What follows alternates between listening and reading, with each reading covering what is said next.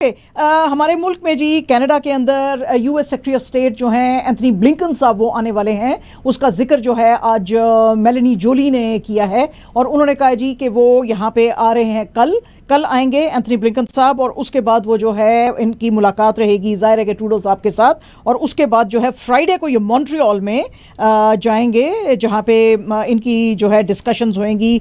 Meloni जोली जो हमारी foreign affairs minister हैं उनके साथ लिथियम रिसाइकलिंग प्लांट के ऊपर और रेफ्यूजी पॉलिसी और यूएस स्ट्रैटेजी ऑफ आर्कटिक और इस सब के ऊपर बात होगी। ब्लॉक क्यूबेकवा के जो लीडर हैं ईव्स फ्रांकोआ ब्लांशे वो बहुत ज़्यादा इस बात के अब खिलाफ होते जा रहे हैं कि हम ब्रिटिश मोनार्की का हिस्सा लें। वो कह रहे हैं जी वो it has become extremely costly and archaic.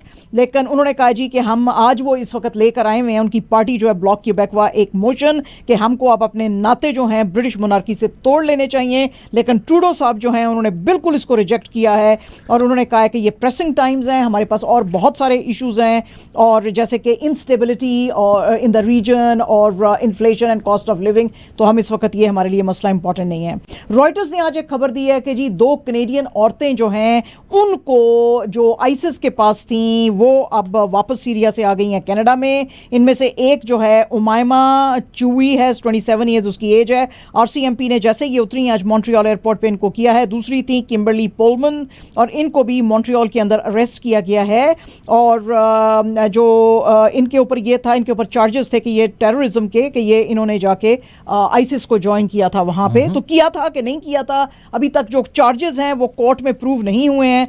तो ग्लोबल अफेयर्स ने वैसे आज जो कनाडा ने कहा है कि यस ये इधर आ गई हैं और हम बड़ा शुक्रिया अदा करते हैं यूएस का उनकी असिस्टेंस के लिए। तो और इसके ऊपर बात अब करेंगे। रॉयटर्स की एक और न्यूज़ है जी आज की और रॉयटर्स की इस न्यूज़ के मुताबिक व्हाइट हाउस जो है उसका जो ऑप्टिमिज्म था बाइडन एडमिनिस्ट्रेशन के ऊपर वो अब नीचे आता जा रहा है और वो कह रहे हैं कि दोनों हाउसेज में हो सकता है कि ये डेमोक्रेट्स जो हैं अपना कंट्रोल लूज कर दें। वो कहते हैं जी कि सेनेट के अंदर तो इनकी जो थी अब 50-50 हमको नज़र आ रही है और दूसरी जगह के ऊपर भी इनके कुछ जो हैं डावाडोल ही हैं मसले और ये अपना कंट्रोल जो है कर देंगे। और ये नेक्स्ट 2 ईयर्स के अंदर जो बाइडन प्रेसिडेंसी चीज़ें लाने की कोशिश कर रही है जैसे कि ब्लॉक करने की कोशिश कर रही है legislation on family leave, abortion, curb on immigration spending, debt ceiling, इनके ऊपर फिर इनको अब बहुत ज़्यादा प्रॉब्लम्स होएगी। अगर ऐसे हुआ तो फिर रिपब्लिकन्स जो हैं वो इनके बेटे बाइडन साहब के जो हैं बेटे हंटर उसके जो बिजनेस डीलिंग्स हैं उसके ऊपर भी क्वेश्चंस कर सकते हैं, कमला हैरिस के ऊपर क्वेश्चंस कर सकते हैं। तो हालत इनकी पतली है। वॉशिंगटन पोस्ट की आज बड़ी ही इंटरेस्टिंग न्यूज़ है and this is a very very good news. I think हम लोग को भी इसका या बाकी की दुनिया को भी इसका लेना चाहिए। वॉशिंगटन पोस्ट की इस न्यूज़ के मुताबिक अमेरिका में अब हौले हौले जितने भी स्कूल बसेस हैं उनको अब इलेक्ट्रिक बसेस में जो है वो तब्दील किया जा रहा है। इसकी आज सबसे बड़ी मिसाल है यूएस स्कूल बस फ्लीट। वो कह रहे हैं बाय 2030 हम कंप्लीटली जो है ये जो डीजल पे चलती थी उनको रिप्लेस करके इलेक्ट्रिक मोटर्स पे चलाएंगे। मॉन्टगोमरी काउंटी पब्लिक स्कूल जो कि यूएस के अंदर one of the largest school districts है वो उनका कहना है कि हमारे पास थोड़े दिन पहले 25 ई बसेस थी लेकिन अब 61 और हो गई हैं। तो 86 का फ्लीट ऑलरेडी हमारे पास है और ये 326 जो इनकी डीजल स्कूल बसेस हैं 2025 तक उसको फेज आउट करके इलेक्ट्रिक बसेस की तरफ जाएंगे। इनका कहना है कि जो अभी एनर्जी के क्राइसिस चल रहे हैं तो इसकी वजह से 6500 gallons of diesel fuel per day जो है हम लोग सेव करेंगे और कॉस्ट जो है 50% कट हो जाएगी। फिलीपींस के अंदर आज बहुत एक जो है वो आया अर्थक्वेक आया बड़ा और अभी तक की जो न्यूज़ है उसमें 26 इंजर्ड की बात कर रहे हैं। लेकिन वहाँ पे कहने की बात है कि ये जो टाउन ऑफ डोलोरस है थोड़ा ही दूर है मनीला से, वहाँ पे डेथ्स भी हो सकती हैं जो कि आने वाले दिनों में पता चलेंगी। ये वही इलाका है जहाँ से कि प्रेसिडेंट फर्डिनेंड मार्कोस जूनियर जो हैं वो इनके प्रेसिडेंट जो हैं वो बिलोंग करते हैं और उन्होंने अब लोगों को कहा है कि टॉल स्ट्रक्चर्स जो हैं उनसे दूर रहें। रॉयटर्स ने आज इरना न्यूज़ एजेंसी को कोट करते हुए कहा है कि शिराज का एरिया जो है ईरान में वहाँ पे आज जो हैं अटैक्स हुए हैं। आर्म्ड लोगों ने उस श्राइन के ऊपर अटैक किया है जिसके के अंदर 15 लोगों की डेथ हो गई है।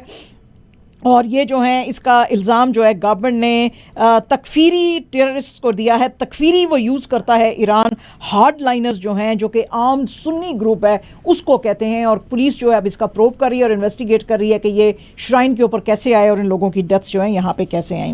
दिल्ली के अंदर जनाब बड़े ही मज़े के किस्से चल रहे हैं, क्योंकि दिल्ली के जो चीफ मिनिस्टर अरविंद केजरीवाल हैं उन्होंने एक बड़ी अजीब बात की है। उन्होंने कहा जी कि अगर इंडिया को तरक्की की राह पे चलाना है तो हमारे जो करेंसी नोट्स हैं उसके ऊपर जो है होने चाहिए हिंदू डीटीज़ की तस्वीरें होनी चाहिए, जैसे कि गणेश की और उनकी। तो इसके ऊपर अब बीजेपी जो है वो बहुत भड़क गई है, बीजेपी भी और मुसलमान भी बहुत भड़क गए हैं। इन्होंने कहा था कि लक्ष्मी और गणेश की तस्वीरें होनी चाहिए। सबसे पहले तो मुस्लिम्स जो हैं वो बहुत भड़क गए हैं। कमाल फारूकी जो कि लॉयर हैं और मेंबर हैं all India Muslim personal law board के, उन्होंने कहा कि ये लोगों के रिलीजन से खेलने का और उनके सेंटिमेंट से खेलने का आपका कोई मकसद नहीं है, और अब आपने प्रूव कर दिया है कि आप बीजेपी की बी टीम है। इसके अलावा अहमद बुखारी साहब जो हैं शाही इमाम हैं दिल्ली के जो जामिया मस्जिद हैं उनके, उन्होंने भी कहा कि ये रबिश है बिल्कुल जो इनके कमेंट्स हैं, बिल्कुल ये जो है हेट और जो डिवाइड है वो क्रिएट कर रहे हैं ये हिंदुओं और मुसलमानों के बीच में। तो इनको जो है इस तरह की कोई भी बात नहीं करनी चाहिए थी। बीजेपी भी भड़क गई है। बीजेपी के तमाम लीडर्स जो हैं नेशनल लेवल के और दूसरे भी, उन्होंने भी आज खूब जम के इनके ऊपर हमले किए। इसमें जो है नेशनल स्पोक्स पर्सन जो हैं बीजेपी के संपित बत्रा, आरपी सिंह, हरियाणा के अनिल विज, बीजेपी के आईटी सेल के चीफ अमित मालविया, दिल्ली पार्टी के इंचार्ज जो हैं बजयंत पांड्या और जो है बहुत सारे और भी लीडर्स, उन्होंने कहा जी कि ये इस वक्त इंडिया की इकोनॉमी जो है बहुत ज़्यादा फ्लरिश कर रही है और उसकी वजह यही है कि मोदी जी की जो पॉलिसीज़ हैं। तो ये केजरीवाल साहब जो हैं ये तो हिंदुओं के कोई किस्से मानते ही नहीं हैं, और ये तो राम मंदिर के ऊपर इन्होंने इतनी सियासत की थी, तो अब इनको जो है चुप करके बैठना चाहिए। आरपी सिंह साहब ने कहा कि लोगों को समझ आ गई है कि ये तुम्हारी पुअर कार्बन कॉपी जो कि तुम मोदी जी बनने की कोशिश कर रहे हो उसको वो रिजेक्ट करते हैं और तुम ऐसा कर नहीं सकोगे। पांडा साहब जो थे उन्होंने कहा कि तुमने हमारे हिंदू गॉड जो है उनकी इंसल्ट की है और ये तुम्हारे जो हैं डेस्परेट गिमिक्स हैं जीतने के लिए, क्योंकि हम आपको बता दें कि इस साल में गुजरात में और दिल्ली के अंदर जो हैं वो इलेक्शंस आने वाले हैं। तो उस सिलसिले में उन्होंने कहा कि तुम ये प्ले कर रहे हो गेम। मालविया साहब ने कहा कि तुम जो है एंटी हिंदू बिगट हो, तो इस बात को आगे मत लेके जाओ। तुम जो भी प्रॉमिस करते हो वो ठीक नहीं होता। तुम्हारी अपनी जो नाकामियां हैं दिल्ली के अंदर उस पर पर्दा डालने के लिए ये तुम बातें कर रहे हो। विज साहब ने कहा कि ये जो तुम्हारा इल्यूजन है इसके ऊपर मैं बड़ा हैरान हूं कि तुम कैसे किस तरह की बातें करते हो। शहबाज शरीफ साहब जो हैं जी वो अगले हफ्ते यानी कि नवंबर 1 से चाइना का दौरा कर सकते हैं, और ये पहले हेड ऑफ द स्टेट होंगे जो कि national Congress of communist party of China ने जो हिस्टोरिक 20th ये जो सेशन किया था उसके बाद ये विजिट कर रहे हैं। इनके साथ जो हैं बीबी जरदारी साहब भी होंगे, और ये इनका पहला विजिट है शहबाज शरीफ साहब का आफ्टर अस्यूमिंग ऑफिस इन अप्रैल 2022, और इसमें जाहिर है कि वो ना सिर्फ प्रीमियर जो हैं इनके ली किंग यांग उनके साथ मिलेंगे बल्कि प्रेसिडेंट शी जिनपिंग से भी मिलेंगे, और जो कोऑपरेशन और रीजनल पॉलिटिक्स और डेवलपमेंट्स हैं ग्लोबल उनके ऊपर बात करेंगे। आज प्राइम मिनिस्टर शहबाज शरीफ साहब ने कहा जी कि मेरी मुलाकात हुई थी MBS के साथ, जिसको कि मोहम्मद बिन सलमान कहते हैं, क्राउन प्रिंस जो हैं सऊदी अरेबिया के, और उनको मैंने बड़ी रिक्वेस्ट की थी कि भाई ये जो पाकिस्तानी जिनका कि आपने पता ही है कि मस्जिद नबवी के अहाते में जिन्होंने जो है उधर मदीना के में मस्जिद नबवी के अहाते में जो बदतमीज़ी की थी, वो जब आई थी ये सारी PMLN के जो लीडर्स आए थे उनके ऊपर शोर किए थे, तो सऊदी गवर्नमेंट ने बहुत सारे पाकिस्तानियों को जैसे कि ख्वाजा लुकमान, मोहम्मद अफजल और गुलाम मोहम्मद को 8 years की इम्प्रिजनमेंट दी थी, और इसके अलावा अनास, अरशद और मोहम्मद सलीम को 6 years की इम्प्रिजनमेंट दी थी। तो प्राइम मिनिस्टर शहबाज शरीफ का कहना है कि मैंने MBS से कहा था कि अल्लाह हमारी गलतियों को माफ़ करने वाला है, तो आप भी इनकी गलतियां माफ़ कर दें। इन्होंने ऊंची आवाज़ में मस्जिद नबवी में बात की जिसकी कोई इजाज़त नहीं है, लेकिन ये जज्बात में आ गए थे। तो he has been very kind, prime minister ने आज बड़ा शुक्रिया अदा किया MBS का कि he has been extremely kind कि उन्होंने ऑर्डर्स दिए हैं कि इन तमाम पाकिस्तानियों को छोड़ दिया जाए। हाँ, इनकी ये this is very good news, very very good news. Prime minister Shehbaz Sharif ने इसके अलावा ये कहा है कि इमरान खान साहब जो है बहुत ही डेंजरस गेम खेल रहे हैं, और ये जो है जो अरशद शरीफ की जो डेथ है उसके ऊपर जो है फ़ायदा उठाने की कोशिश कर रहा है, और ये जो है बेसलेस एलिगेशंस अदारों के ऊपर लगा रहा है। हमने एक जुडिशल कमीशन बिठाया है जो कि इसके ऊपर सारा प्रोब करेगा, क्योंकि इससे पहले जो है इमरान खान साहब ने एक दिन पहले कहा था कि मुझे पता है कि अरशद शरीफ को बहुत सारे थ्रेट्स आ रहे थे, और जो है ये केनियन पुलिस जो है इसको बताना पड़ेगा, जवाब देने पड़ेंगे। तो उसके जवाब में ये सारी बात कर रहे थे। और शहबाज शरीफ साहब ने कहा कि जुडिशल कमीशन जो है इसको हेड करेंगे हाई कोर्ट के एक जज। और इसके अलावा पाकिस्तान मिलिट्री ने भी गवर्नमेंट को कहा है कि एक हाई लेवल प्रोब बिठाने की ज़रूरत है। तो शहबाज शरीफ साहब ने इमरान खान साहब से कहा कि आप उनकी डेथ पे सियासत ना करें। सुप्रीम कोर्ट ने जी आज जो गवर्नमेंट की तरफ से इंटीरियर मिनिस्ट्री ने गवर्नमेंट के बिहाफ पे जो एक प्ली डाली थी कि इमरान खान साहब को इस्लामाबाद के अंदर एंटर ना आने दिया जाए, तो उसको उन्होंने रिजेक्ट कर दिया है। इससे पहले जो है ईसीपी ने भी कहा था। तो आज एडिशनल जो अटॉर्नी जनरल ऑफ पाकिस्तान है उन्होंने भी कहा है, लेकिन सुप्रीम कोर्ट ने इसको रिजेक्ट किया। उन्होंने कहा कि अगर ये पीसफुल प्रोटेस्ट लाना चाहते हैं तो ला सकते हैं। ये अक्टूबर 28 फ्राइडे को लाहौर के लिबर्टी चौक से शुरू करेंगे। आज इसके ऊपर बात करते हुए chief justice of Pakistan Umar Ata Bandial ने गवर्नमेंट को कहा कि आप खान के साथ बैठ के बात करें, इस चीज़ को आगे बढ़ावा ज़्यादा ना दें। इमरान खान साहब आज एड्रेस कर रहे थे अपने पार्टी के मेंबर्स को सियालकोट के अंदर, और उन्होंने कहा है कि जी ये पाकिस्तान की सबसे बड़ी फ्रीडम मूवमेंट होएगी जो हम ये लॉन्ग मार्च करने लगे हैं लाहौर से इस्लामाबाद। उन्होंने कहा जी कि हम जो है ये आप इसमें नेशन को कहा है कि आप इसमें इसका साथ दें और अपने राइट्स जो हैं उनको लेने के लिए जो है आप बाहर निकलें। जिस वक्त तक नेक्स्ट इलेक्शंस नहीं होंगे हम ये स्ट्रगल करते रहेंगे। इमरान खान साहब का जो लास्ट लॉन्ग मार्च था मई 25 को था, और उसके बाद अब इन्होंने ये अनाउंस किया, लेकिन मई 25 का जो मार्च था वो तो प्रॉपरली एंड हो गया था जब इमरान खान से ने उसको कॉल ऑफ कर लिया था और कहा था कि मुझे इत्ला मिली है कि कुछ जो है हमले लोगों के ऊपर गरी हो सकते थे और उनका खून भी बह सकता था।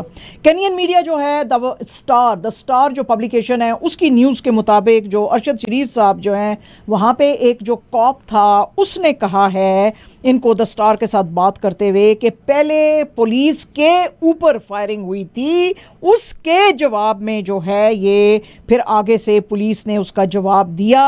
और उन्होंने कहा जी कि ये लॉ इन्फोर्समेंट एजेंसी के जो लोग हैं जो कि इसमें owners of Amu dump Koyna shooting range के अंदर थे, जो कि एक एलीट फोर्स समझी जाती है, तो वो यहाँ पे ट्रेनिंग करते हैं। लेकिन ये ट्रेनिंग होती है मुल्क के अंदर टेररिज्म और बाकी हाई प्रोफाइल चीज़ों को ख़त्म करने के लिए, और ये स्पेशलाइज करते हैं डिफेंस एंड सिक्योरिटी इक्विपमेंट के अंदर। इनको 2005 में किया गया था setup to establish the best in class police force. वो कहते हैं जी कि जब यहाँ से फायरिंग हुई तो शरीफ साहब के जो ड्राइवर थे खुर्रम अहमद, जिनके के ब्रदर ये ओन करते हैं रैंच वकार, उसने उनको फ़ोन किया अपने भाई को, उन्होंने सिचुएशन बताई तो इनको गोली लग चुकी हुई थी। तो उसने वकार ने इनको कहा कि फ़ौरन तुम फर्स्ट एड के लिए इनको लेके जाओ, लेकिन जाहिर है कि इनकी डेथ उस वक्त तक हो चुकी थी। तो इस तरह की बहुत सारी अब मिली जुली खबरें आ रही हैं, तो अब देखेंगे कि इसमें सच क्या है। पाकिस्तान में जो एशियन डेवलपमेंट बैंक है जी उसने कहा है कि हम पाकिस्तान को $1.5 बिलियन देने को तैयार हैं। इस चीज़ की जो इत्ला है आज इसहाक डार साहब ने की थी, जो कि फाइनेंस मिनिस्टर हैं पाकिस्तान के। उन्होंने कहा कि this will boost social protection, promote food security and create jobs, क्योंकि हमारे जो बहुत ज़्यादा ये जो डिसरप्शंस आ गई हैं उसमें ये हेल्प करेगा। और ये जो ADB इनको दे रहा है loan, this is under building resilience with active counter cyclical expenditures programme, उसके अंडर इसको मिल रहा है। इंडिया के जो साउथ के डायरेक्टर हैं SS राजामौली, जिनकी के पिछले दिनों में फिल्म आई थी RRR, गजब की फिल्म थी, अगर आपने नहीं देखी तो देखें, वो उर्दू डबिंग के साथ अब मिलती है। तो वो जो 50th anniversary of Saturn awards हो रहे हैं उसके अंदर जी इसको बेस्ट इंटरनेशनल फिल्म का अवार्ड दिया गया है, जिसका कि शुक्रिया जो है आज SS राजामौली ने कहा। और उन्होंने कहा जी कि मैं हमारी टीम जो है वो सुपर इलेटेड है।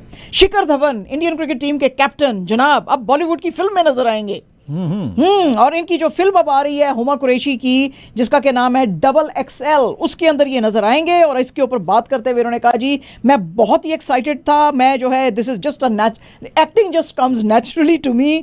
मैं जब भी कभी जो है अपना मेरे पास स्पेयर वक्त होता है तो मैं हिंदी फिल्म देखता हूँ, जो कि मैं एंजॉय करता हूँ। तो मेरा फेवरेट पास टाइम है ये, तो मैंने रियली एंजॉय किया। हालांकि 8 से 9 घंटे मुझे काम करना पड़ता था, लेकिन क्रू और टीम ने, खासतौर पर हुमा कुरैशी ने मुझे बड़ा दिलासा दिया। तो अब तो यह फिल्म जो है XXL आपको पर्दे पे नजर आएगी नवंबर 4 को।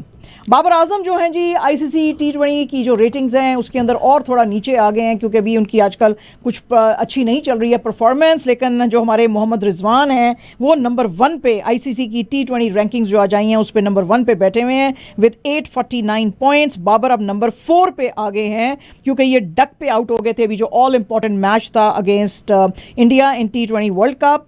कोहली जो हैं उनकी रेटिंग्स ऊपर आ गई हैं क्योंकि उन्होंने बड़ी ज़बरदस्त बैटिंग की थी पाकिस्तान के अगेंस्ट, तो अब वो 10वीं पोजीशन से भी हट गए थे, तो अब वो जो हैं 6 प्लेसेस ऊपर आते हुए अब नंबर 9 पे हैं। न्यूजीलैंड के ओपनर जो डेवॉन कॉनवे हैं, उन्होंने जो अनबीटन 92 बनाया था अगेंस्ट ऑस्ट्रेलिया, उसकी वजह से जी वो अब 3 पोजीशंस ऊपर आके नंबर 2 पे हैं।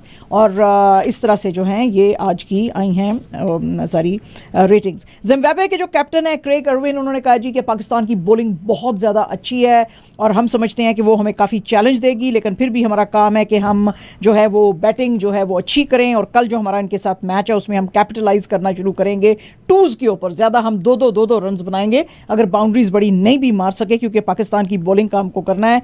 और उन्होंने कहा जी कि पर्थ के अंदर जो विकेट है वो काफ़ी जो है वो क्विक है कंपेयर टू हॉबर्ट, तो हम चाहेंगे कि हम इसका जो है फ़ायदा उठाएं। ये आज बात कर रहे थे जर्नलिस्टों से मैच से पहले पर्थ स्टेडियम के अंदर इस मैच के बारे में। एएफपी की एक रिपोर्ट है जी, और एएफपी की इस रिपोर्ट के मुताबिक जो किंगडम ऑफ सऊदी अरेबिया है वो अब तैयारी कर रहा है कतर के अंदर जो होने वाली है FIFA world cup. Saudi Arabia ने आज अनाउंस किया है कि वो 240 फ्लाइट्स पर वीक चलाएगा। जब ये देखें जी कितना ज़बरदस्त इंफ्रास्ट्रक्चर है जो सऊदी का भी है। उन्होंने कहा जी हमारा आउटस्टैंडिंग इंफ्रास्ट्रक्चर है which is one of the best in the world.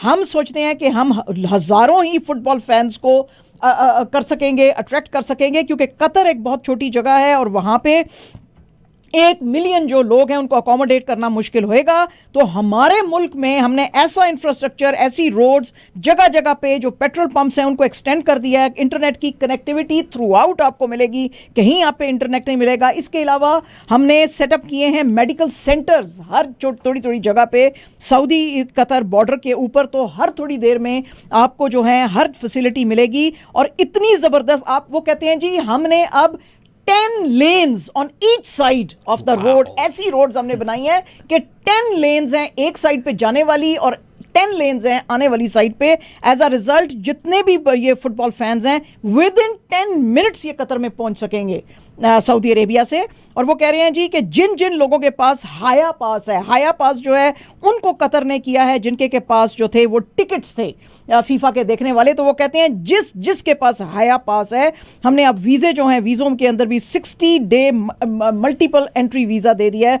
तो हाया पास के साथ आप इमीडिएटली मैच आप देख सकते हैं और 10 मिनट में आप सऊदी आ सकते हैं, यहाँ पे रहें, खाएं पिएं, घूमें फिरें, और जिस मैच को आपने देखने के लिए कतर के अंदर जाना है आप वहाँ पे जा सकते हैं। सिमिलर अरेंजमेंट्स जो हैं वो यूएई भी कर रहा है, लेकिन यूएई के पास सिर्फ ये एक पॉइंट है कि वो 10 लेन रोड्स नहीं बना पाया कतर तक की, और कतर तक वो जो है 10 मिनट्स में आप पहुंच नहीं सकते हैं। तो सऊदी जो है इस चीज का फायदा उठाएगा कंपेयर टू दुबई। दुबई से आपको फ्लाइट लेके जानी पड़ेगी, हालांकि फ्लाइट सिर्फ हाफ एन आवर की है कतर को, लेकिन ये अगर आप सऊदी बॉर्डर पे रह रहे हैं, मजा आ जाएगा, टैक्सी ड्राइवर्स का भी मजा आ जाएगा। यस, मजे आ जाएंगे। तो लेकिन अगर आप सऊदी में होंगे तो within 10 minutes you will be in Qatar to watch your match, so your favourite match. तो ये बहुत हाई एंड इन्होंने सिर्फ कतर ने नहीं अपनी डेवलपमेंट की, सऊदी अरेबिया ने भी की और उसका भी ये फायदा उठाएंगे।